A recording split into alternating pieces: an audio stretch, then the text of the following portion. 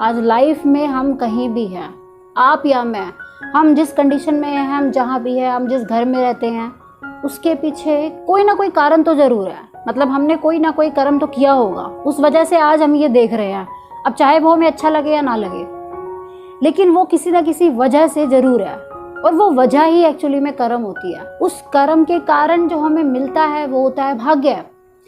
यानी कर्म के कारण जो हमें कर्म फल मिलता है, उस कर्म फल को ही हम भाग्य बोलते हैं। भाग्य बोलो, किस्मत बोलो, लक बोलो, डेस्टिनी बोलो, कुछ भी बोलो। जो लोग कर्मठ होते हैं उन्हें कर्म से ही मतलब होता है, उन्हें डेस्टिनी में, किस्मत में क्या है क्या नहीं है उनसे कोई मतलब नहीं होता। लेकिन जो लोग सिर्फ किस्मत के भरोसे बैठते हैं, वो लोग सोचते हैं कि हम कर्म करके क्या करेंगे, हम काम करके क्या करेंगे, जो किस्मत में होगा मिल ही जाएगा। इसलिए किसी के लिए कर्म इम्पोर्टेंट है, किसी के लिए भाग्य, किस्मत। हालांकि भागवत गीता में भी कर्म को ही इम्पोर्टेंट बताया हुआ है। कर्म सर्वोपरि है, कर्म किए बिना तो कोई इंसान रह ही नहीं सकता। तो इस वीडियो में कर्म और भाग्य में से क्या ज़्यादा बड़ा है, मैं इसका आंसर देने की कोशिश करूंगी। तो इस वीडियो को एंड तक पूरा देखना। तो मान लो दो लोगों ने लॉटरी की टिकट खरीदी, एक बंदे की लॉटरी लग गई तो वो बहुत खुश हो गया, और एक बंदे की लॉटरी नहीं निकली। अब आप खुद सोचो, जिसकी लॉटरी निकली है तो उसको लोग क्या बोलेंगे, या वो खुद को क्या बोलेगा, गुड लक है, बहुत अच्छी किस्मत है जो लॉटरी निकल गई। जबकि जिसकी लॉटरी नहीं निकली उसको लोग क्या बोलेंगे, बैड लक है, इसकी किस्मत खराब है, या वही खुद को बोलेगा मेरी किस्मत खराब है। अब यहाँ पर कर्म तो दोनों ने इक्वली किया था, मतलब लॉटरी का टिकट खरीदने का काम तो दोनों ने ही किया था, लेकिन एक को उसका रिजल्ट मिल गया, एक को उसका रिजल्ट नहीं मिला। यहाँ पर भाग्य यानी यहाँ पर किस्मत का एक बड़ा, जिसको हम लक फैक्टर बोलते हैं, यहाँ पर वो फैक्टर उस बंदे के लिए काम कर रहा है, लेकिन उस बंदे के लिए जिसकी नहीं निकली उसके लिए काम नहीं कर रहा। अब आप इसको ऐसे समझो कि आज प्रेजेंट में उसने लॉटरी का टिकट खरीदा है, लेकिन जो उसका भाग्य है वो आज नहीं बना। उसका भाग्य ना वो किसी पास्ट के कर्मा की वजह से उसको वो रिजल्ट दे रहा है।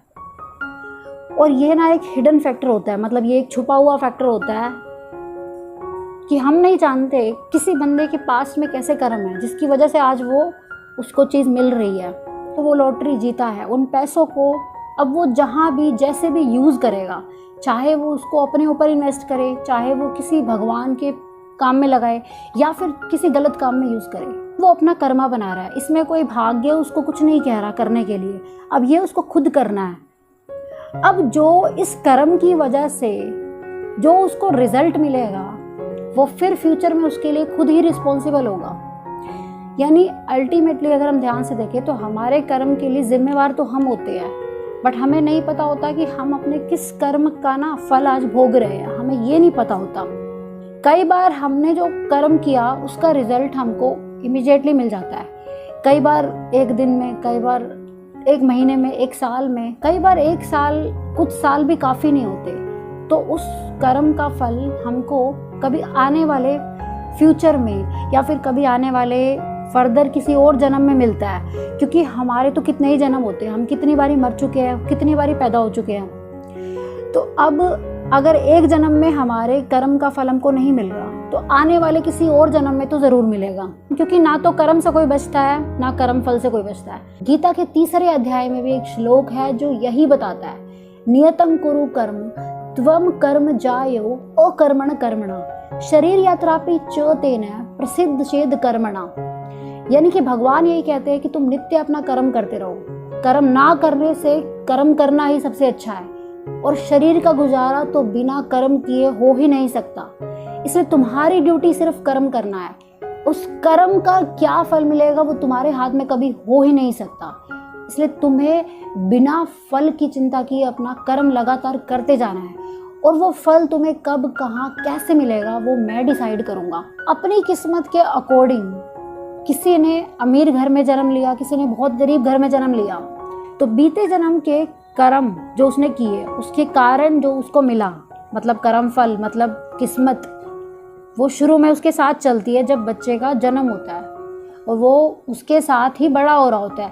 अब चाहे वो बहुत ज़्यादा फैसिलिटीज़ में बड़ा हो, चाहे वो लिमिटेड फैसिलिटी में बड़ा हो रहा हो, चाहे उसको अच्छी चीज़ें मिल रही है, चाहे कम अच्छी चीज़ें मिल रही है, लेकिन वो सब उसके कर्म फल के कारण ही है कहीं ना कहीं। लेकिन जब एक टाइम के बाद वही बच्चा बड़ा हो रहा होता है तो उसके भाग्य के साथ साथ, मतलब उसकी किस्मत के साथ साथ अब उसके कर्म भी उसके साथ ही चल रहे होते हैं। क्योंकि अब वो कुछ भी सोचने के लिए, करने के लिए, कुछ भी कहने के लिए, समझने के लिए ना उसके पास फ्रीडम है। और हमारी सोच पे भगवान ने कभी कंट्रोल नहीं किया। हम कुछ भी सोचने के लिए ना आज़ाद है। हमारी सोच को हम खुद कंट्रोल करते हैं। हम अच्छा सोचें, बुरा सोचें, उसके अकॉर्डिंग हम किसी के साथ सही करें, गलत करें, अपने साथ सही करें, गलत करें, जो भी हम करते हैं वो हमारे अब कर्म बनते चले जाते हैं। उसमें कोई भाग्य का रोल नहीं है, वो हमारे कर्म ही बन रहे हैं। और उस कर्म का रिजल्ट हम चाहे अब इस जन्म में देखने को मिले, फिर चाहे फ्यूचर के किसी और जन्म में देखने को मिले, वो फल भगवान डिसाइड करता है। और उस कैलकुलेशन को हम समझ ही नहीं सकते। तभी भगवान बोलते हैं कि तुम अपना काम करते जाओ, तुम स्ट्रेस फ्री होके अपना कर्म करो। इसलिए जन्म के टाइम पे तो जरूर हमारा भाग्य एक रोल प्ले कर रहा होता है, क्योंकि उसके कारण ही एक अच्छे घर में पैदा होता है, एक कम अच्छे घर में पैदा होता है। तो ये सारी फैसिलिटीज जो एक बच्चे को मिल रही है, एक बच्चे को नहीं मिल रही, तो वो बिकॉज ऑफ हिज डेस्टिनी है ना। लेकिन जब बड़ा होने लगता है वही बच्चा, तो उसके अपने कर्म साथ साथ चल रहे होते हैं और वो कर्म प्लस भाग्य दोनों को आगे लेकर बढ़ रहा होता है। तो उसका भाग्य तो उसके साथ चल ही रहा है, अब उसके प्रेजेंट के कर्म भी, जिसकी वजह से वो कुछ सोच रहा है, कुछ भी काम कर रहा है, वो खुद उनके लिए रिस्पॉन्सिबल होता है फिर। तो अगर आज भूख लगी है, खाना बनाना भी पड़ेगा और खाना भी पड़ेगा। हम यही नहीं कह सकते कि अगर मेरी किस्मत में होगा तो मैं खा लूँगा। प्यास लग रही है तो खुद पानी पीना पड़ेगा, मेरी किस्मत में होगा तो पानी पी लूँगा, या मेरी किस्मत में वो चीज़ होगी तो मुझे मिल जाएगी। उसके लिए हमें आज अभी प्रेजेंट में कर्म तो करना ही पड़ेगा। हम बस इतना कर सकते हैं कि हम अपने कर्म को, मतलब हम अपनी ड्यूटी को ड्यूटीफुली निभा सकते हैं, मतलब पूरी ईमानदारी से निभा सकते हैं, ऐसा भगवान ने कहा है। तो कर्म एक बीज बोने की तरह है, जबकि भाग्य फ्रूट है। जो फ्रूट मीठा होगा या कड़वा होगा या जैसा भी होगा, वो उस किए हुए कर्म पे जैसा बीज बोएंगे उसके अकॉर्डिंग ही वो भाग्य हमको मिलेगा। तो हमारा ध्यान हमारे कर्मों पे होना चाहिए, भाग्य पे नहीं। आप कर्म और भाग्य के बारे में क्या सोचते हैं, आप मुझे वो कमेंट करके ज़रूर बताइएगा। दूसरा, मैं ऐसी उम्मीद करती हूँ कि मैं इस वीडियो में जो आपको बताना चाह रही थी, मैं वो शायद समझा पाई होंगी। और अगर आप इस चैनल पे नए हो तो इस चैनल को सब्सक्राइब ज़रूर कर लेना, वीडियो को लाइक और शेयर कर देना। मैं मिलती हूँ आपसे नेक्स्ट वीडियो में। Till then